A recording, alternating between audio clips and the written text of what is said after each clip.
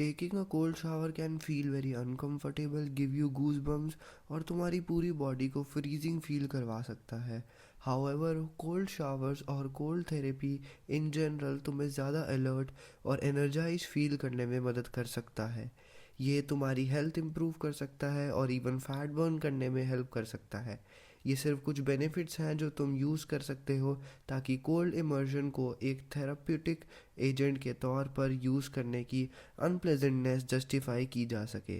सच में जब cold therapy सही तरीके से यूज़ की जाए तो ये 6 अमेजिंग साइंटिफिकली प्रूवन बेनिफिट्स दे सकती है।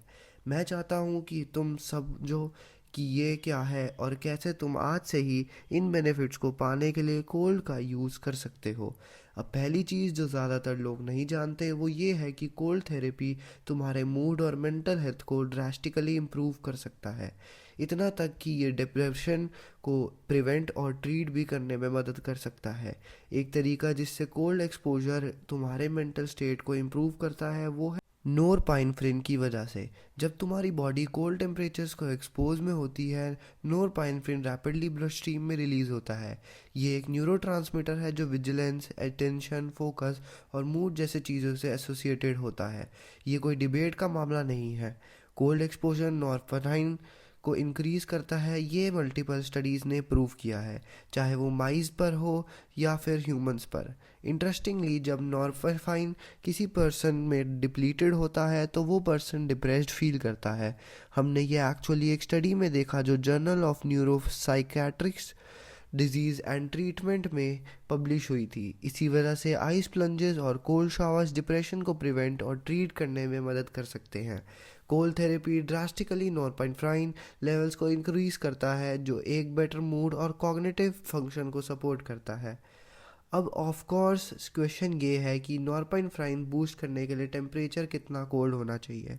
एक स्टडी ने ये फाइंड किया कि 1 घंटे तक कोल्ड वाटर इमर्जन अगर 68 डिग्री फ़ारेनहाइट पर हो तो नॉरपेनेफ्राइन रिलीज एक्टिवेट नहीं होता, लेकिन 1 घंटा अगर 57 डिग्री फ़ारेनहाइट पर किया जाए तो नॉरपेनेफ्राइन लेवल 530 डिग्री परसेंटेज तक इंक्रीज हो जाता है। ऑफ कोर्स 1 घंटा पेनफुली लॉन्ग लग सकता है, पर फॉर्चुनेटली अगर तुम और भी ठंडा टेम्परेचर चूज़ कर सकते हो तो तुम शॉर्टर टाइम फ्रेम में सेम बेनिफिट्स पा सकते हो।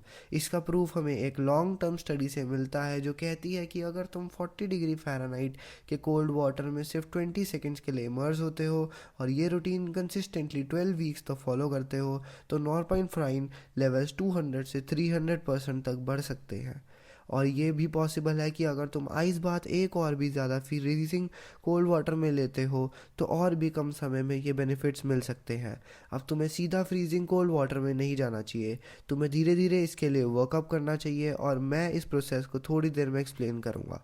पर पहले तुम्हें ये जानना ज़रूरी है कि कोल्ड एक्सपोजर का एक बेस्ट बेनिफिट ये है कि ये तुम्हारी बॉडी में इन्फ्लेमेशन को कम करता है। तुमने शायद सुना होगा कि इन्फ्लेमेशन ज़्यादातर मॉडर्न डिजीज़ेस की रूट कॉज है, पर इवन दो इन्फ्लेमेशन को एक बैड रेपुटेशन मिलता है, ये पूरी तरह बुरी चीज़ नहीं है। असल में ये तुम्हारी हेल्थ और वेलबींग के लिए वाइटल होती है, क्योंकि ये हीलिंग प्रोसेस का फर्स्ट स्टेप है जो सेल इंजरी को प्रिवेंट करने के लिए यूज़ होती है। इसके बाद इन्फ्लेमेशन डैमेज टिश्यूज़ और डेड सेल्स को क्लियर करता है ताकि रिपेयरिंग प्रोसेस स्टार्ट हो सके। लेकिन जब इन्फ्लेमेशन प्रोसेस ओवरड्राइव में चला जाता है, यानी जब क्रोनिक इन्फ्लेमेशन मार्कर्स बिना किसी वजह के कंसिस्टेंटली हाई रहते हैं, तब इन्फ्लेमेशन बहुत सारी प्रॉब्लम्स कॉज करता है। एग्जाम्पल के लिए हार्वर्ड मेडिकल स्कूल कहता है कि chronic inflammation heart disease, diabetes, cancer, arthritis और क्रोन्स डिजीज़ और कोलाइटिस जैसे डिजीज़ से एसोसिएटेड होता है। इसके ऊपर से रिसर्च ये भी आइडेंटिफाई करती है कि इन्फ्लेमेशन एजिंग प्रोसेस का एक की ड्राइवर है। एक स्पेसिफिक स्टडी में एल्डरली लोगों को क्लोजली ऑब्जर्व किया गया जिनके एज रेंज 85 से लेकर 110 प्लस ईयर्स तक था। रिसर्चर्स ने फाइंड किया कि लो इन्फ्लेमेशन एक ऐसा ओनली बायोमार्कर था जो एक्यूरेटली सर्वाइवल और कॉग्निटिव कैपेबिलिटीज़ को प्रिडिक्ट कर रहा था across all age groups. Researchers ने यह भी कंक्लूड किया कि इन्फ्लेमेशन एक सबसे इंपॉर्टेंट वेरिएबल है जो मोर्टैलिटी, कैपेबिलिटी और कॉग्निशन को इन्फ्लुएंस करता है, इवन बहुत ओल्ड एज तक। तो एविडेंस के अकॉर्डिंग अगर तुम इन्फ्लेमेशन रिड्यूस कर पाओ तो ये तुम्हारी लाइफ की लेंथ बढ़ाने का एक तरीका हो सकता है, और साथ ही क्रॉनिक डिसीजेज जैसे हार्ट डिजीज़, डायबिटीज़ और अर्थराइटिस से बचने के चांसेस भी बढ़ सकते हैं। यहीं पर कोल्ड शावर्स और आइस प्लंजेस का रोल आता है, क्योंकि ये कॉन्फ्लेमेशन को रिड्यूस करने में मदद करते हैं। अभी तक हमें ये नहीं पता कि कौन से एग्जैक्ट मैकेनिज्म्स इन्फ्लेमेशन को कम करते हैं, पर जो 5x इंक्रीज इन नॉरपेनेफ्राइन हमने पहले डिस्कस किया था उसका इसमें ज़रूर हाथ है। रिसर्च इंडिकेट करती है कि नॉरपेनेफ्राइन बॉडी के इन्फ्लेमेटरी पाथवे को इनहिबिट करता है बाय डिक्रीजिंग लेवल्स ऑफ एक स्मॉल प्रोटीन जो इम्यून सिस्टम यूज़ करता है, जिसे TNF अल्फ़ा कहते हैं। ये एक एक्सीलेंट न्यूज़ है क्योंकि TNF अल्फ़ा एक बहुत पोटेंट मॉलिक्यूल है जो इन्फ्लेमेशन इंक्रीज़ करता है, और ये ऑलमोस्ट हर ह्यूमन डिजीज़ में इन्वॉल्व होता है, चाहे वो कैंसर, डायबिटीज़ या इन्फ्लेमेटरी बाउल डिजीज़ हो।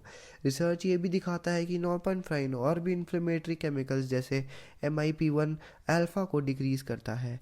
अब नॉरपेनेफ्राइन के अलावा कोल्ड शावर्स लेना सिर्फ तुम्हारी बॉडी का टेम्परेचर कम करके और बॉडी वेसल्स को कॉन्स्ट्रिक्ट करने के थ्रू ये इन्फ्लेमेशन रिड्यूस करता है। अब ये सुन के लग सकता है कि ये हॉरिबल फील होगा या तुम्हें बीमार भी कर सकता है, पर एक्चुअली कोल्ड एक्सपोजर का एक सरप्राइजिंग बेनिफिट इम्प्रूव्ड इम्यूनिटी भी है।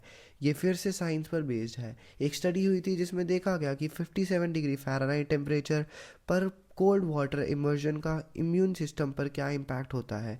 जब आदमी 1 घंटा हफ्ते में 3 बार मॉडरेटली कोल्ड वाटर में टाइम स्पेंड करे, अल्टीमेटली स्टडी ने फाइंड किया कि कोल्ड वाटर इमर्जन 3 टाइम्स पर वीक फॉर 6 वीक्स ने लिम्फोसाइट्स का नंबर इंक्रीज कर दिया। और लिम्फोसाइट एक तरह का वाइट ब्लड सेल होता है जो इम्यून सिस्टम का पार्ट है।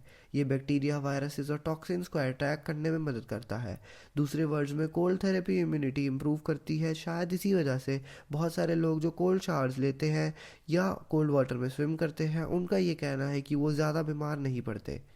और भी साइंटिफिक डाटा है जो इस क्लेम को सपोर्ट करता है। फॉर एग्जांपल, एक स्टडी में ये फाइंड किया गया कि विंटर मंथ्स में स्विमिंग करने से रेस्पिरेटरी ट्रैक्ट इन्फेक्शंस का इंसिडेंस 40% तक डिक्रीज हो जाता है। तुम सोचोगे कि कोल्ड वाटर में स्विमिंग करने से ब्रोंकाइटिस होने के चांसेस बढ़ जाएंगे, पर रियलिटी इसके बिल्कुल ऑपोजिट है। ऑफ कोर्स बाकी हेल्दी चीज़ों की तरह कोल्ड टेम्परेचर्स को फेस करना ज़्यादा अच्छा फील नहीं होता, और ये मेंटल टफनेस भी डिपेंड करता है। लेकिन लकीली कोल्ड शावर्स खुद एक बहुत अच्छा तरीका है मेंटल टफनेस इंप्रूव करने का।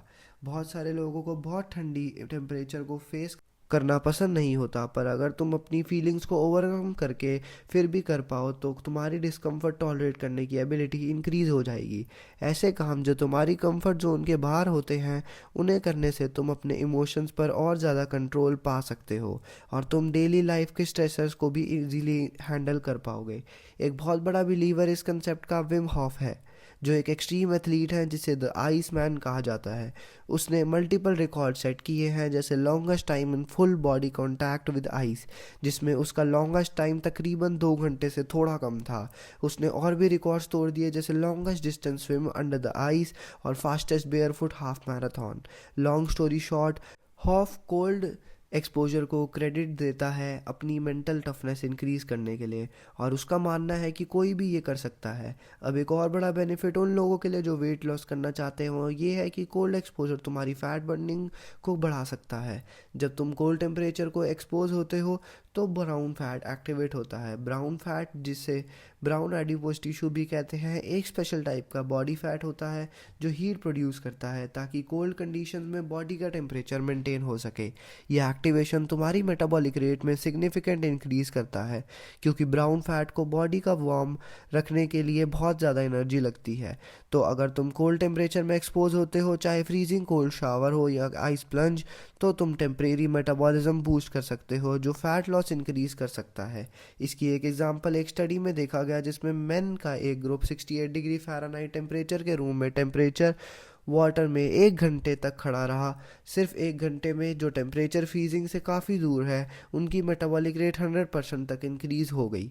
और जब रिसर्चर्स ने टेम्परेचर को 57 डिग्री फ़ारेनहाइट तक लोअर किया तो मैन की मेटाबॉलिक रेट 350% तक बूस्ट हो गई। अब मुझे पता है कि तुम सोच रहे होगे कि आइस बाथ जैसे और भी ज़्यादा ठंडे टेम्परेचर में मेटाबॉलिज्म कितना बूस्ट हो सकता है, पर एक चीज़ ध्यान रखनी ज़रूरी है, कोल्ड एक्सपोजर कुछ लोगों में हंगर भी इंक्रीज कर सकता है।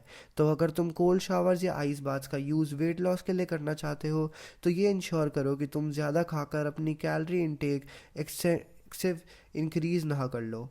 अब लास्ट बेनिफिट जो मैं तुम्हें एक step by step action plan देने से पहले बताऊंगा, वो ये है कि कोल्ड थेरेपी तुम्हारी एंड्योरेंस कैपेसिटी इंप्रूव कर सकती है। ये माइटोकॉन्ड्रियल बायोजेनेसिस को बूस्ट करके होता है, जो बेसिकली एक फैंसी वे है कहने का कि कोल्ड एक्सपोजर तुम्हारे सेल्स के अंदर माइटोकॉन्ड्रिया की क्वांटिटी बढ़ा सकता है। माइटोकॉन्ड्रिया को सेल्स का पावर हाउस कहा जाता है। ये बायोकेमिकल रिएक्शंस और सेलुलर प्रोसेसेस परफॉर्म करके एनर्जी प्रोवाइड करते हैं। इसी वजह से ये एंड्योरेंस कैपेसिटी के लिए क्रूशियल होते हैं। माइटोकॉन्ड्रिया ही ऑक्सीजन को एनर्जी प्रोडक्शन के लिए यूज़ करने की एबिलिटी देते हैं।